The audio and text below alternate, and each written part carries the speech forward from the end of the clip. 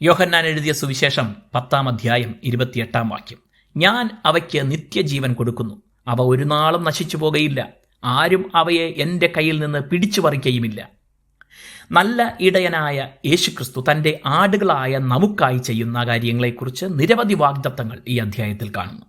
നശിപ്പിച്ചു കളയാൻ വരുന്ന ദുഷ്ടനായ സാത്താൻ്റെ കൈകളിൽ നിന്ന് വിടുവിക്കുക മാത്രമല്ല, എന്നേക്കുമുള്ള ജീവൻ സമൃദ്ധിയായി നൽകുകയും ചെയ്യുന്നു. അവിടുന്ന് ഇടയൻ മാത്രമല്ല, ആടുകളുടെ വാതിൽ കൂടെയാണ്. ആടുകളുടെ തൊഴുത്തിൽ ഒരു പ്രവേശന വാതിൽ മാത്രമാണ് ഉണ്ടാവുക. പലപ്പോഴും ഈ വാതിലുകൾക്ക് അടയ്ക്കാൻ കഴിയുന്ന വിധത്തിലുള്ള ഒരു വാതിൽ ഉണ്ടാവുമായിരുന്നില്ല. ഇടയൻ രാത്രികാലങ്ങളിൽ ആ വാതിലിലാണ് കിടക്കുന്നത്.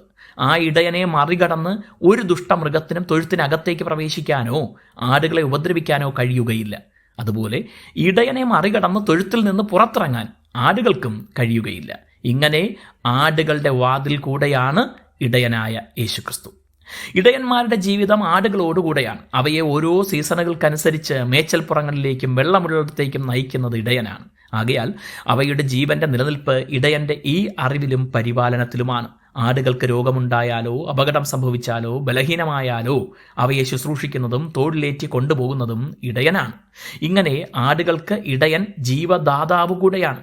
എന്നാൽ യേശു തന്നെ ഇതിനോട് ഉപമിച്ചത് അവിടുന്ന് അവയ്ക്ക് നിത്യജീവൻ കൊടുക്കുന്നു എന്നതിനാലാണ്.